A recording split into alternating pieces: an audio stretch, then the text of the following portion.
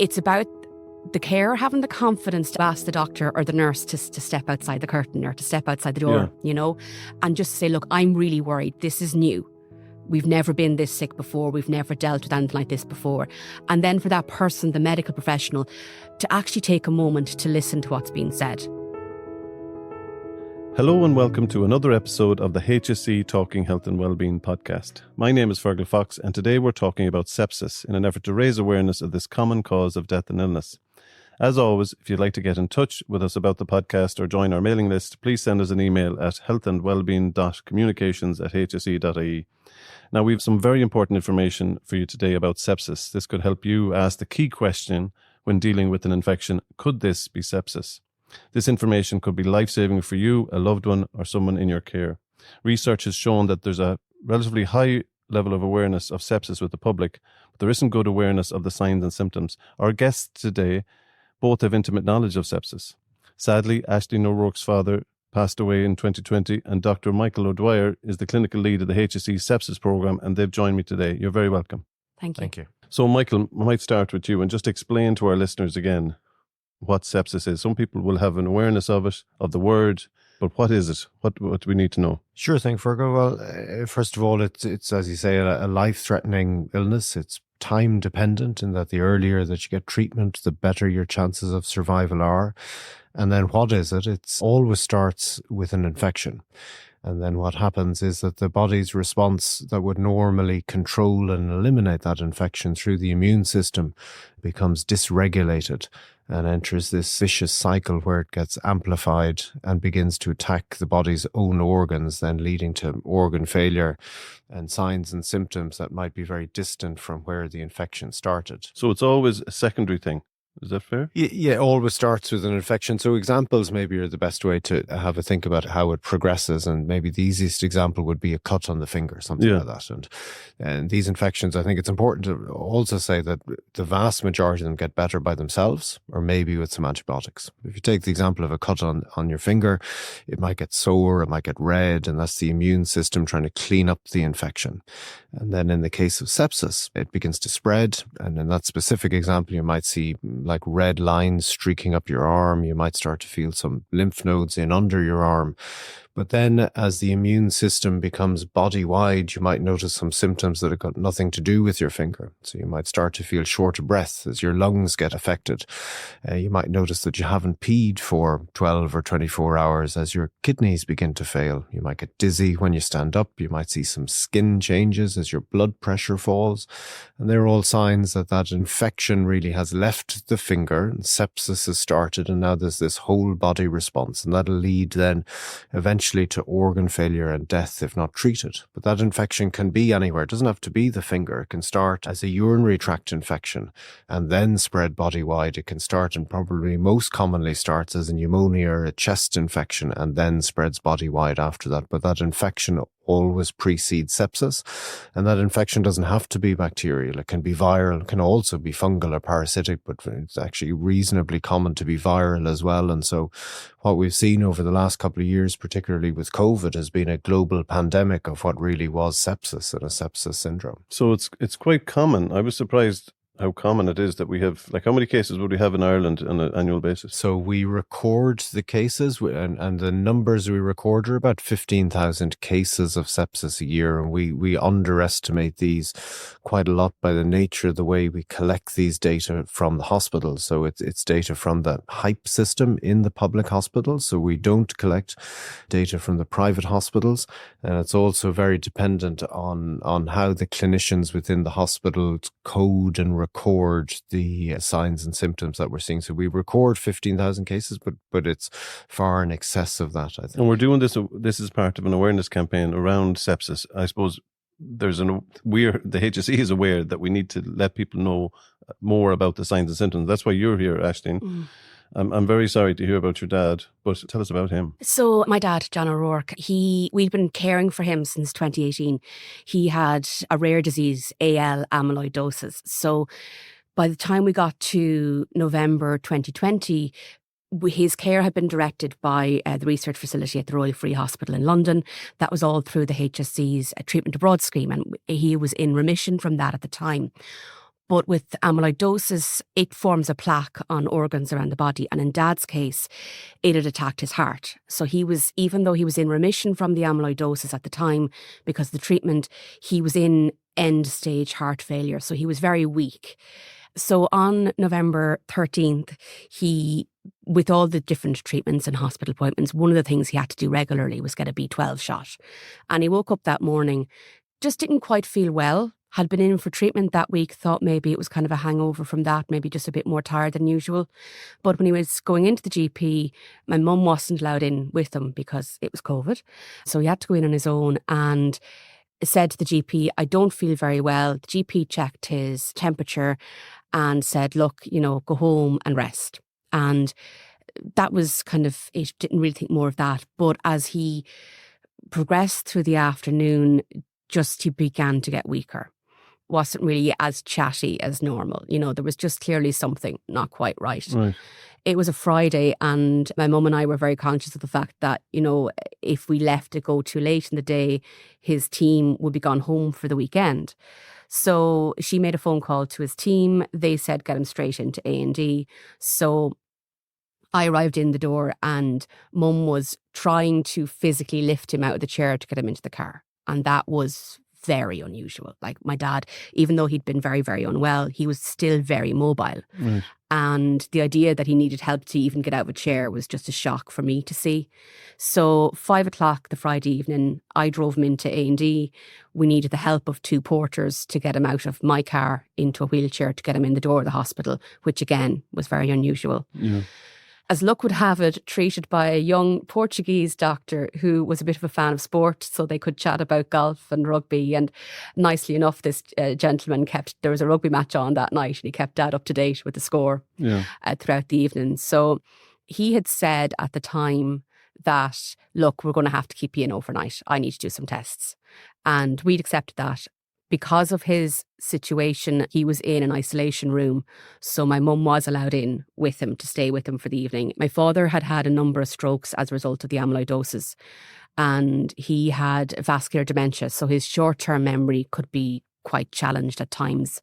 So it was always very important for one of us to be with him at an appointment, because he wouldn't always remember what he needed to ask the doctors, or he wouldn't always remember what a doctor had said to him. So we had to be with him so that we knew how to care for him, because he wouldn't remember the information himself. So at about 10:00 that evening, the junior doctor came in and said, look, I've been told I have to send him home. It's a minor infection. What we didn't know was that he had gone through sepsis protocol and ordered the tests.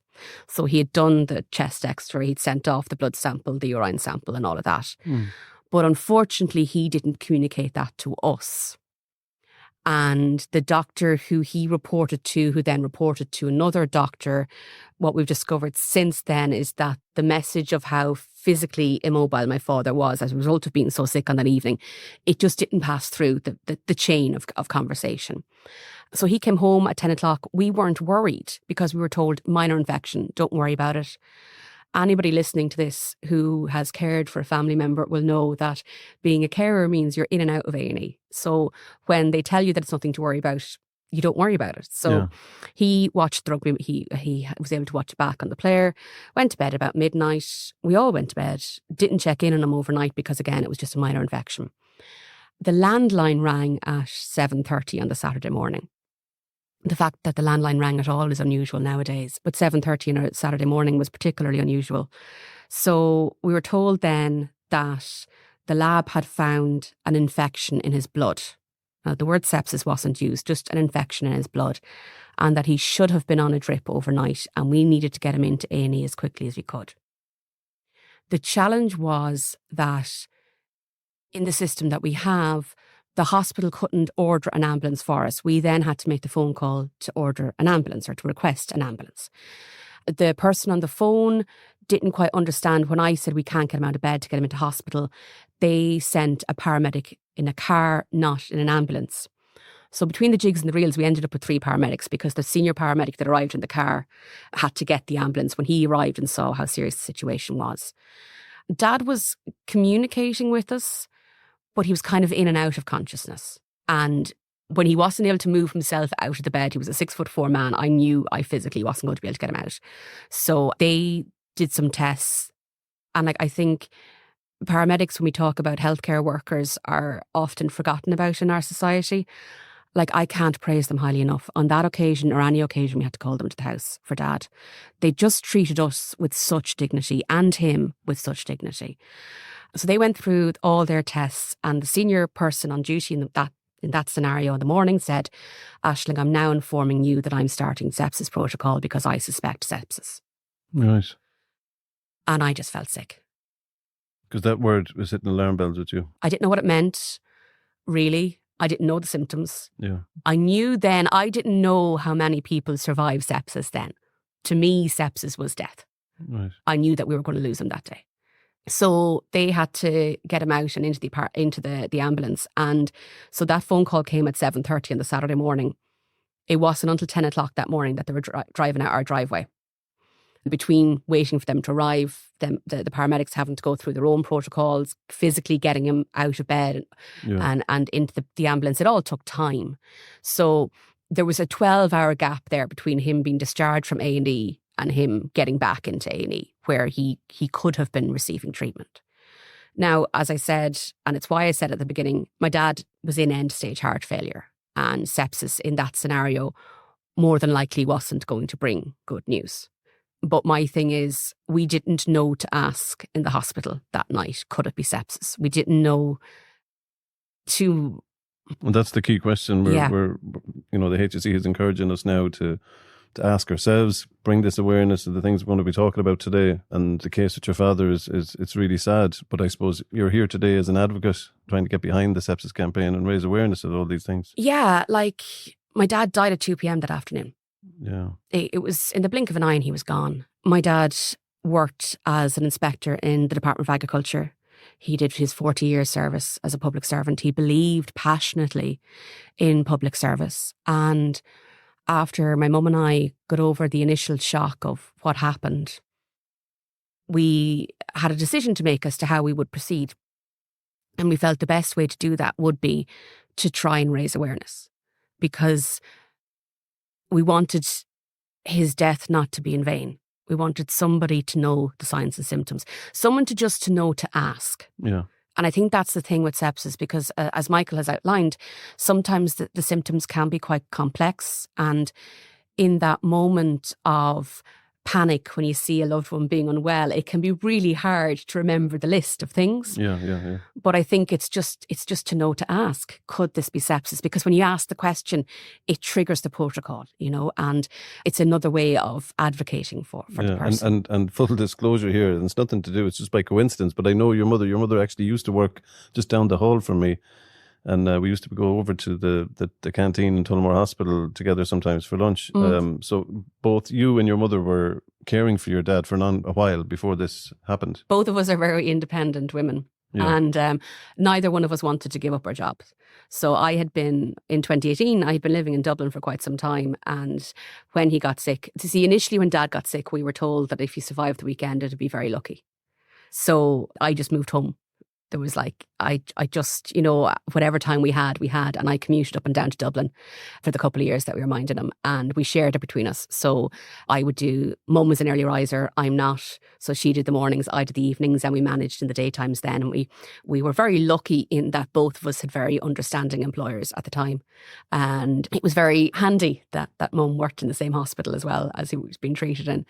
So we got great support. And in particular, the team in London were phenomenal to deal with. Absolutely phenomenal to deal with. And the culture was completely different. The very first appointment in London, the consultant said, "Oh, by the way, here's my mobile phone number. Any questions?" And I was kind of shocked. But yeah, it was just, we were very lucky. And the team in the Scott building in Tullamore really rallied around Mum at that time and supported her in whatever she needed. That's good. Yeah, she used to give me an odd update on how things were going. And, she used to tell me about you as well, actually, which any good mother would, if fair play to her.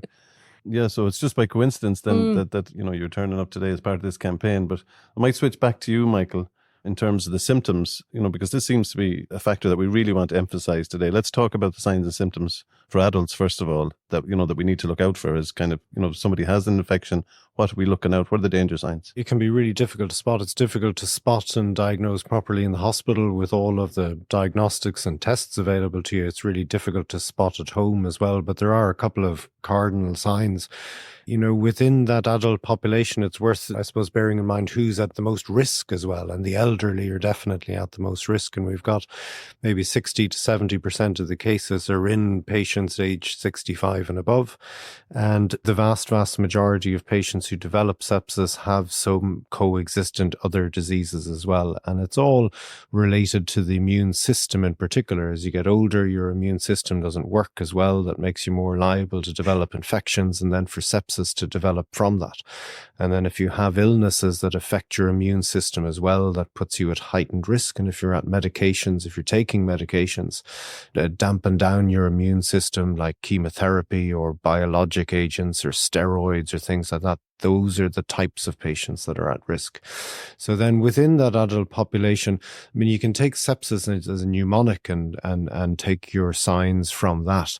If you take that first S, we put that down as slurred speech or confusion. And within the older cohorts, that might be the only thing you'll see. It'll be completely unrelated to where the infection started. So it could start, for example, like in the urinary tract, but that patient will present to someone who's confused or the slurred speech. And like Aisling said, carers are very much in tune as to what the people they're looking after like. Yeah. And I hear that he's just not himself. And that's what we hear. And that comes into that confusion type symptom. The E, we would say, is extreme pain, extreme shivering, extreme muscle aches. Things like that can be a sign of it. Another S for shortness of breath. So people who are breathing very fast would be a sign of it. The P is for pee or producing urine. So if you haven't produced any urine for 24 hours or more, that's a sign that your kidneys are starting to be affected. And we hear that from lots and lots of people. They're saying, well, it was really noticeable that I was like maybe drinking lots of water because I wasn't feeling so well, but I just wasn't peeing. And the I is for survivors of sepsis would come back to us and say that they felt unlike anything they felt before in their life. And I felt like I was going to die would be a very common thing that's fed back to us from survivors. And then the final S would be for skin changes, for mottled skin. Could be cold or blue, or could be the rashes are very common in sepsis as well. And there was that very common rash with meningococcal disease that we don't see so much anymore, but a rash that doesn't fade when you press on it with a glass tumbler. But those symptoms are really wide. And again, it's the persistence of the symptoms. Somebody who's just not getting better and somebody who's not themselves. And like I say, carers are very in tune with the people they're looking after and what's normal for them. So we mentioned over 65s are particularly at risk here, people that have already something going on for them in terms of chronic disease or some vulnerability. And Aisling, I know one of your key messages is to carers, because the role yourself and your mother were playing is caring for your dad. You knew what was normal. I think, like with the greatest respect to the medical professional, the person who's caring for the patient at home, they know them better than anybody else. Like, even the patient themselves will know their body better than anybody else. And it is so important to have the confidence to be able to say to the doctor, the nurse, the person at the door, or even the 999 operator, that I know this person, I care for them 24/7. And these symptoms are not normal. This is very unusual. I heard your episode where you interviewed Bernard Gloster. And he spoke about the traditional paternalistic attitude in the health service that he and his, like all of you, are working to get rid of. But that is still there a little bit, where, I'm the doctor, I know best. And the thing about it is the doctor doesn't always know best, because you're not living with the patient. And while you might be an expert in the area, there is an element of trust where if a carer says to you, this is very unusual, I'm very worried, I've seen this person be ill before, but this is worse. They're not being dramatic or paranoid. They're sharing that with you because it is very severe. And it's about the carer having the confidence to actually say that, look, I'm genuinely worried here. And even if that means you ask the doctor or the nurse to step outside the curtain or to step outside the door, and just say, look, I'm really worried. This is new. We've never been this sick before. We've never dealt with anything like this before. And then for that person, the medical professional, to actually take a moment to listen to what's being said. I think sometimes in the chaos of the emergency department environment, that can be very challenging because, the medical professionals are dealing with so many people in such a chaotic environment. It's so important to actually, if someone says to you, I'm their carer, this is not right, this is not normal, I'm very worried, to hear that. Yeah, no, I think that's very, very good. And it reminds me of the symptoms that you were describing, Michael, because it does sound like, these are serious symptoms. The person that you're caring or that you're minding is going deeper into some, illness. Yeah, no, I completely agree with that. And we've tried to formalize that in some way. The charts that we use for the patient observations to try and identify the cohort of deteriorating patients has a section in it for family and carer concerns, so that gets formally adopted and there's an objective score put to that. And we try and push that as well, that you can't ignore the people who know the patients best when they tell you that something's not right, because the symptoms are insidious. It's not like a heart attack or a stroke where it's a very clear, I've got some chest pain, or stroke symptoms can be very obvious. The symptoms are very widespread and can be missed really easily. And it's the people who know the patients best know that something's going wrong. We keep coming back to that question. We need to ask ourselves, could this be sepsis? But then what are the signs for children? Are they any different? Yeah, with the disease process is very much the same. It's just that children, I suppose, complain differently, if you like, or you might notice different things within them. So again, the very young children, the confusion that you might see in an adult patient in a child might manifest as a child who's abnormally sleepy, won't get out of bed, won't wake up, won't feed, won't interact like that. The urinary symptoms are again the same, but you'll notice it in terms of wet nappies. So you've changed the nappy, but it hasn't been wet for maybe a day or so when you're wondering what's happening. Vomiting and persistent vomiting is a sign, and that very rapid breathing is a sign in children as well. And it's in children, and again, it's the other side of the immune system. In those very young children, the immune system hasn't developed properly. And that's what puts them at risk, the very young children, of developing sepsis. So this awareness campaign, this information is needed by everybody. What do you think the level of awareness is out there? Aisling, you thought, it was triggering word for you, but you said you weren't aware of the symptoms. No, and I think there's a misconception that you have to have a cut or you have to have had surgery, that there has to be kind of a wound to get sepsis. I think that's something traditionally I would have seen it as blood poisoning. Yes. I thought that was the word that was, but so I thought there had to be some damage. Yeah. Whereas any infection at all, and what we believe happened in Dad's case was he had a catheter. So as far as we can't be 100% certain, but we believe it was a urinary tract infection that kicked it all off. So that any infection, like a chest infection, like I actually have a friend, a very good friend, who's now had sepsis 6 times. Right. And has started as a chest infection most recently, So it's that awareness, I think, of trusting your gut. And I think that's the really important thing, that if you really, really don't feel well, you have to treat that in the same way as you would a stroke or a heart attack. Like, don't be afraid of calling 999. Like, as Irish people, we have this terrible habit of never wanting to cause a fuss. Yeah. And sure, oh God, they're so busy in the hospital, I'll be grand. Yeah, I'll be fine. I'm just having a bad night. I'll be fine in the morning. Like, more people die of sepsis in Ireland than do heart and stroke. Really? So, we have to take it really seriously. And I think, in our case, the junior doctor that was caring for Dad was overruled. He obviously, he ordered sepsis tests. We can see it, and we can see it in his notes that he suspected sepsis. But between the long and the short of it, either there was a lack of confidence in portraying the message, or there was a lack of trust. Somehow the communication piece wasn't heard there. Yeah. So he was discharged. So I think from everybody, from a carer, from a patient, and the member of staff that's looking at whether it's a paramedic, a nurse, a doctor, a porter, if someone really feels, do you know what, there's something really wrong here, we all need to have the confidence to speak up and ask, could it be sepsis? Yeah, that's the key question. We keep coming back to that kind of deep lethargy, or that you're talking about somebody really feeling like there's something wrong. This is different, isn't it, Michael? Yeah, that it's different. And I mean, you talk about blood poisoning, then maybe the colloquial name has changed through the years, and blood poisoning is a feature. And I think what's meant by that is just the presence of bacteria within the blood. Right. Those bacteria don't have to come from a cut. They can absolutely come from urinary tract infection. They can come from a pneumonia, and those would be the two most common sources of them. And then reading between the lines, like you have to suspect it, but then our tests within the hospital are so imperfect. The gold standard test is a blood culture. So we'll take blood from the patient and we'll try and grow the bacteria from that. But that test takes probably 24 hours at least before you get a positive result. And in about half the patients that we're absolutely sure have sepsis, that test is negative. So it sounds like what happened in Aisling's case is that test was taken when her dad went to hospital, but it took that 24 hours for it to flag up as positive.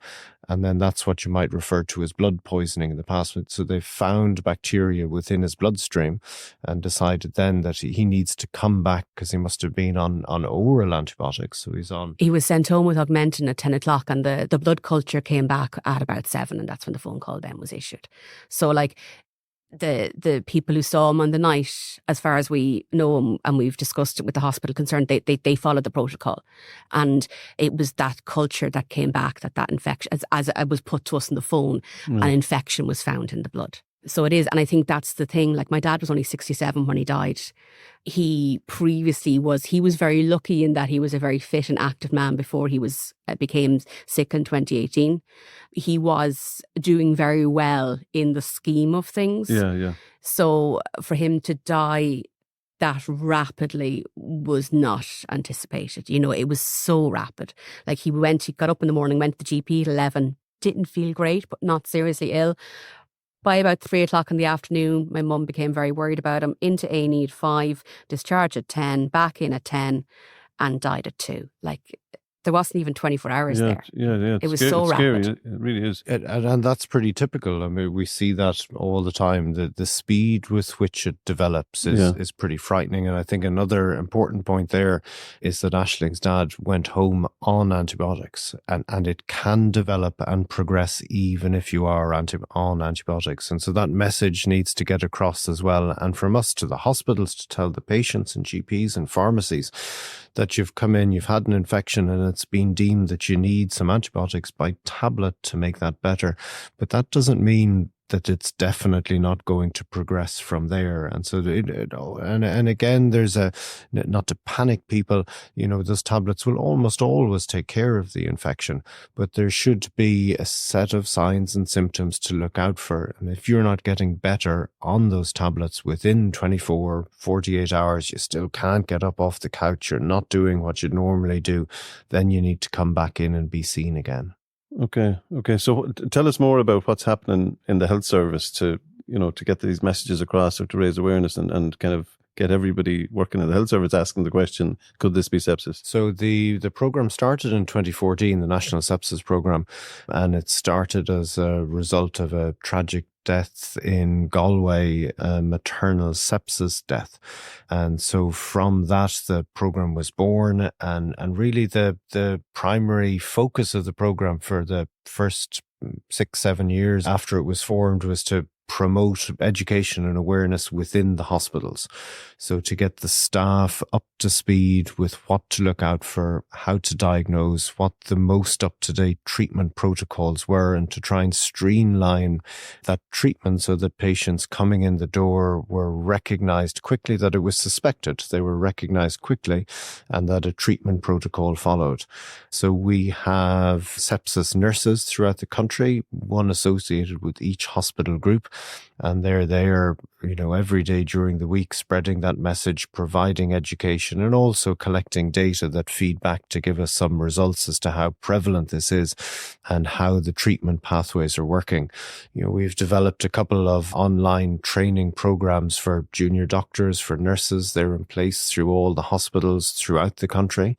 And again, it's just getting that message out there as something to suspect, because we all know that the earlier you treat this, when it develops, the better better your chances of survival are. Okay, so before we finish the episode, where should we send people that want more information on this? Where's the key signpost here in terms of, people reading up and becoming really familiar with these symptoms? They have them in their back pocket, or they want to search for them when they have that concern, because that's the case, isn't it? Sometimes we need to go back to the internet when these questions kind of come up for us. So the HSE website, hse.ie/sepsis, there's more information on signs and symptoms and what to look out for. Okay.